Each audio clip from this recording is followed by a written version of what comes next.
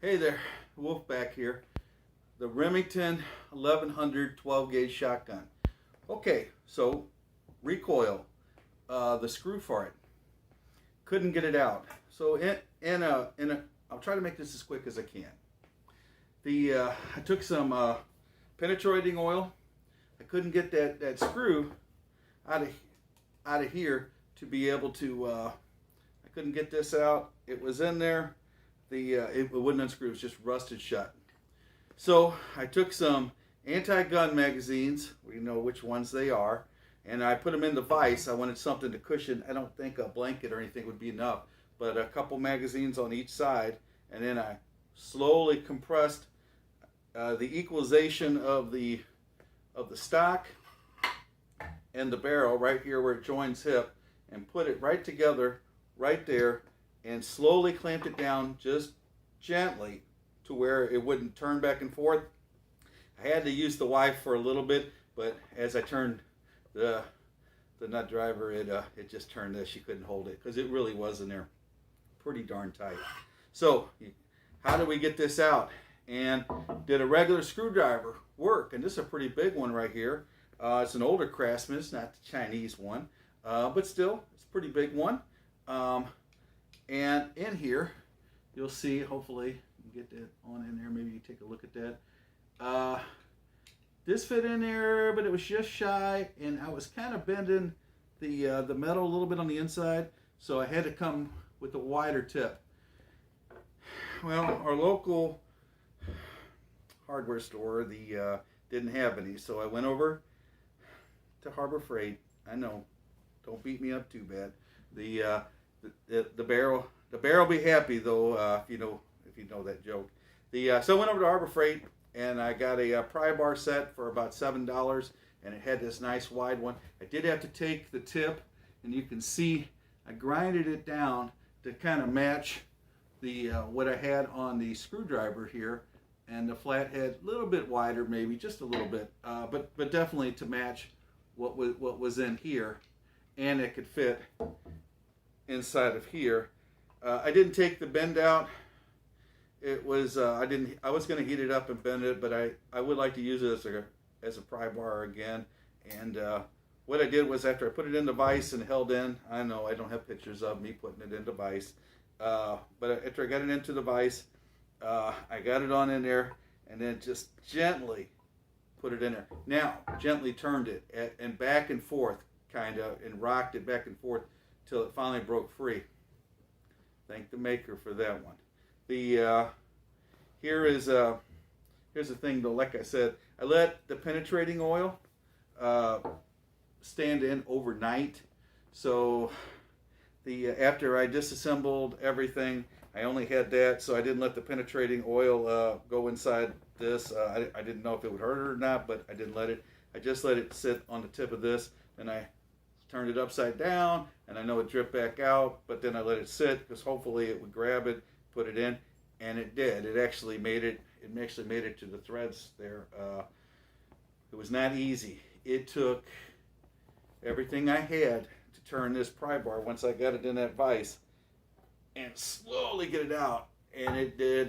You heard that snap, and then it was still hard to get out, and I had to do probably about 4 or 5 turns before the rust let up on it, where I could then revert back to the screwdriver and take it off. So there's that. There's nobody else on YouTube that talked about this problem. I guess y'all didn't buy one that was all rusted up. I took this Remington 1100. I got it for a couple $100 at a local gun dealer I had down here, because he was like, it's all rusted up, it probably ain't gonna work. I said, well, let me look at it. So for a couple $100, I bought it, and came with the full choke, and it was just rusted like crazy. We restored a lot of it back together. We're gonna finish up now with this, now that we got this, just assembled this about 10 minutes ago. Finally got that nut off, and all rusted up that you can see. But we have done some work, so this isn't rusted up as bad. We did some cold bluing on it that we bought from another gun dealer down in Peevely called Dunn's, and really good store, and really helpful folks down there. Family owned. Dad and his boys and his daughters work down there. Really helpful, and if they ain't got something, they'll tell you they're sorry they don't have it, and they'll try to send you someplace that will. But with this right here, you're going to have a couple different pieces. They're all gummed up, and you can kind of see how it's just the caking on this. You can see it right there. I haven't cleaned any of these yet.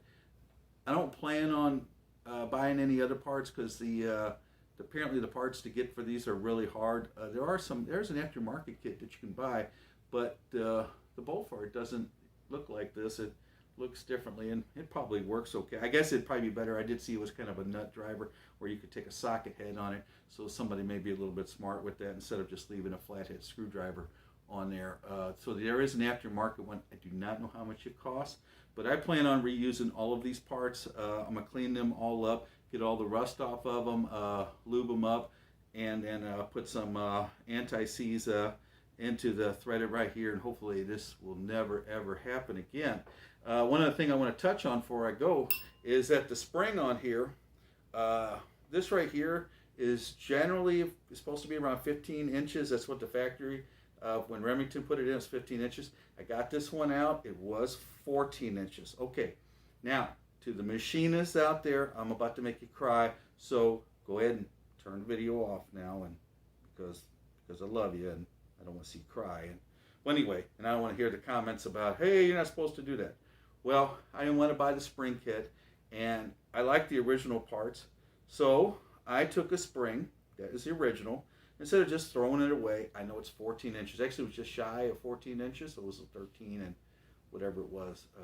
So the stretch on this was over an inch. So I stretched it very carefully, a little bit at a time. A little bit at a time. Took me about 10 minutes or so, different stretches. And I finally got it back out to be about 15 inches. So there are going to be some people that say, hey, you're not supposed to do that. Well, hey, I don't want to buy an aftermarket kit, and I do like the original parts. And if I can get this back to where it was the original, make it last for a few more years, I realize eventually that the spring will just wear out over time. And that's fine. Maybe I'll pick up an original one by then or so at a gun show or something. That would be nice. But other than that, that's all I got for you guys. So that's the lesson right there. I took my Harbor Freight pry bar, came with a 3-piece set, and I did have to grind down the edges and then shaved it down on the side to make it like a screwdriver, and just go slow and easy, and very, very strong, very took everything I had to finally go with it and hold it. So don't clamp it down too tight if you put it into a vise. If you can get somebody to hold it while you do it, that might be better. But of course, they're going to have to be strong enough to be able to hold while you're wrenching it across the other side. I know that the other machinists that you're out there, maybe you're thinking, hey, maybe go ahead and make this and file this down or grind this down to where a socket can go on in the future. And that might not be a bad idea. I'll look into that right there. But I don't want to take away the integrity of it either. So for right now, probably just some anti-seize. It'd probably just do us all good. Anyway, if this has helped you out, I don't have anything else for you. Like, share, subscribe. The other people that are out there that know a ton more better than me, and I am not a professional at this by any means. The guy from Wisconsin they just got back from his I think it's CRS or whatever it is.